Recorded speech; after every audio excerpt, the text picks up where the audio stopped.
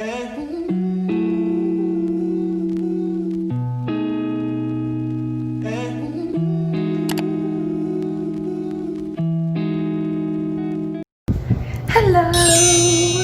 So, today I went to Watson's for a while, for a long time. I haven't been to Watson's. And suddenly, I found this. I am not sure how is this gonna look like to my hair, but I think I need a revamp. And these are permanent hair color dye that you shampoo your hair with. Hopefully, it will come out really good because I think my hair needs color. I actually wanted my hair to be black, but then I just saw this and I didn't think twice. I don't know. I've never had my hair red. I'm not sure if it's a good idea or not. I don't know. So we'll see. I just need to shampoo my hair with this. It's easy to use. I've used this before, but I used the blonde one before, but I've never tried the red one. I just want to take out this weird ugly color right now, but I just want to change it because my hair is getting orangey. Okay, so I just take out my hair tie just so you can see my hair color. This is how it looks like. It looks fine, I guess, but there are some like that. There are some orangey parts that I don't like. Sorry, I haven't brushed my hair. I'm so scared. I'm nervous because I want my hair to look.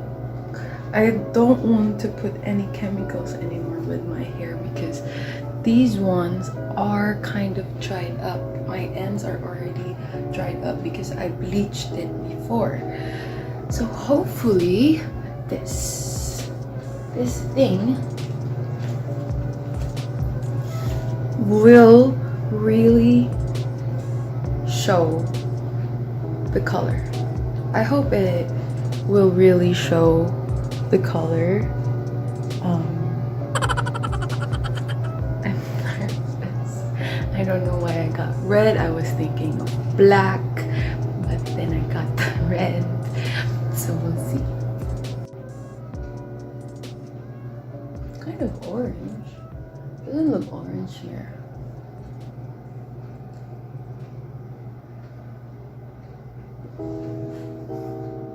So, dalawa tong kinuha ko kasi makapal yung hair ko. In dark mahogany kasi ito na lang yung nandun na may kulay. So, ito yung pinili ko. Mura lang to. Siguro mga less than 100 isa. So, sana magkasya sa buko kasi makapal yung hair ko. And nakalagay naman dito na yun, madali lang to gawin. Madali lang. Para ka lang nagsashampoo ng buhok. Mas madali itong gamitin kesa sa normal na kulay ng buhok. Actually, been patient with my hair to get longer and I just want it to be naturally black. But of course, I'm bored in the house and I'm in the house bored. Randomly, I picked this. Usually, when I color my hair, I give it time, like a week or two, if that's the real color that I wanted. So, let's see if it's gonna really show the color. But meron na kasing kulay dati to, so feeling ko magkukulay siya dito sa ilalim. Pero hindi ko sure kung magkukulay siya sa taas. Kasi ito, virgin hair yan. Am I making a mistake? I've used this before, pero dark brown. I think brown and then blonde. I've used this before para to cover this up. Kasi sometimes when it fades, nagiging orangey siya. Katulad ng nasa likod, no? Diba? Ewan ko. Ayan. So, tignan natin guys kung gagana nga ba siya. Nervous. Kind of excited. I don't care. It's quarantine and I can do whatever I want with my hair right now, so it doesn't matter. I could always color it back again, and these are easy. You just shampoo your hair like you normally do, but leave it for 20 minutes and boom barabing, it's done. So we'll see. I'll be back again and show you guys the results. Hopefully it's gonna look good on me, or it's gonna really show the color, but I'm not sure. So stay tuned and I'll be back. I look so bloody and the bathroom looks like somebody died in there.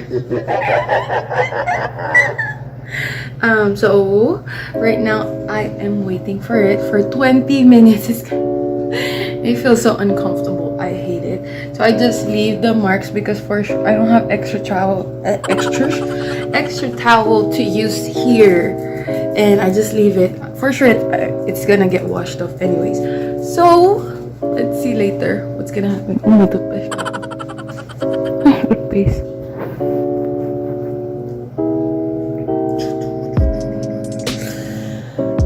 I look like I came from a freaking massacre or a massacre. So this is how my hair looks like right now.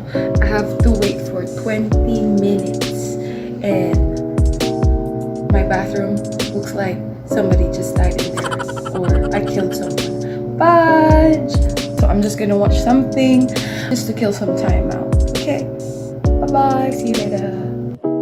Okay, so this is how my hair looks like right now. Sorry. Ayan na, katapos na. Hindi ko pa siya na ayos, but nagkulay siya sa ilalim, but black pa din yung buhok ko sa taas. So, doon siya nagkulay sa bleach colored hair ko dati. Which is good. It means it works kasi for lighter hair. What? Okay. Mihingi daw. Wait lang. Aray ko!